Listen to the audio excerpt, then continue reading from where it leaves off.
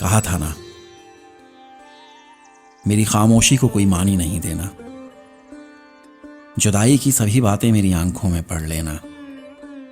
मेरी इस मुस्कुराहट को अगर महसूस कर पाओ तो मेरे आंसुओं की तुम नमी महसूस कर लेना। कहीं जो रह गई है वो कमी महसूस कर लेना।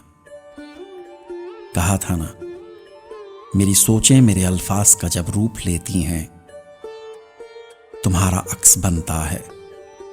मेरी नींदों में जब जब रत जगों के दीप जलते हैं, तुम्हारा जिक्र चलता है। तुम्हारी याद माजी के दरीचे खोल देती है। तुम्हारी शबनमी आहट ये मुझसे बोल देती है। कहा था ना, हमारे दरमियां ये फासले किस्मत ने लिखे हैं, और इस किस्मत के लिखे को बदल तुम भी नहीं सकती, बदल मैं भी नहीं सकता।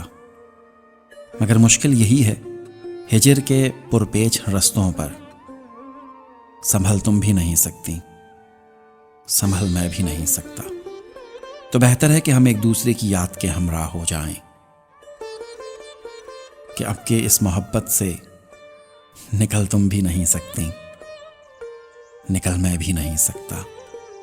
सुनो जाना, तुम्हारी शबनमी आहट मेरे अंदर धड़कती है, मगर जब खामोशी से तुम कोई मानी नहीं लेती तो ये दिल टूट जाता है।